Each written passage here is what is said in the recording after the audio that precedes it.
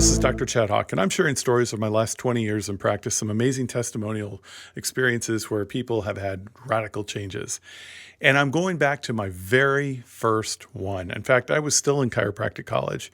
This was my very first outpatient adjustment I had ever done. Outpatient was the public, not just chiropractic students who I was able to care for, but the public. And this single mother of three daughters, brought her oldest one in, who was, I believe, 14 at the time. And she brought her in because she had a pretty bad scoliosis. In fact, it was over 50 degrees, and they were looking at surgical options, and single mom, hardly any money, didn't have the money for that and wanted to explore other options.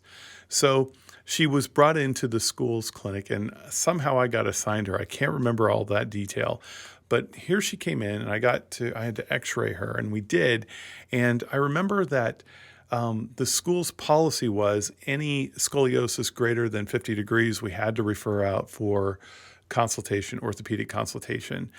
And I remember looking at her x-rays thinking, she can change. I just have this sense that she's going to change. She's going to get way better. And I went and found Dr. Gibson. Now, Dr. Gibson was a hardcore chiropractor. He was in my corner when it came to these things. And he looked at it. He looked at her x-rays. He looked at her and he said, young Dr. Hawk, make sure you do a great adjustment. I think he used some other terms. I'm just paraphrasing here. But make sure you do it before anyone else sees those films, or we won't be able to. And so I quickly go get Sarah and bring her back to the adjusting room.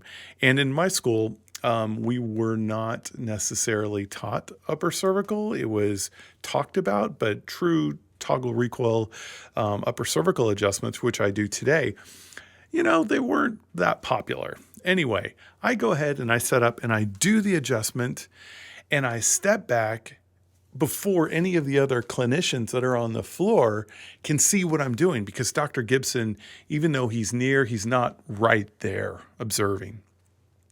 Do the adjustment, and the girl is on the table and she begins to kind of move her body a little, like something is shifting or changing. And I help her sit up, and she stands up.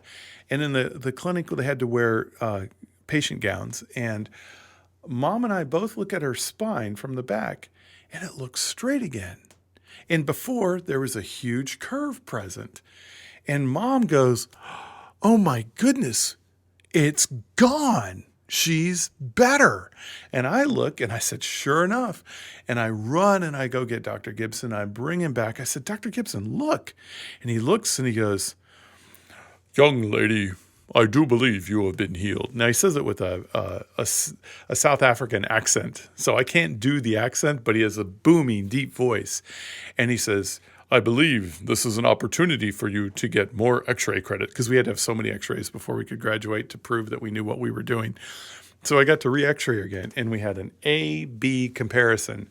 One and another, completely different, and everything how it played out that day was against school policy, against the way things should have happened, but it was perfect for what that little girl needed. Anyway, scoliosis diminished from 50-some degrees down to about 6 degrees with one upper cervical adjustment. Thanks so much for listening, everybody. Have a beautiful day.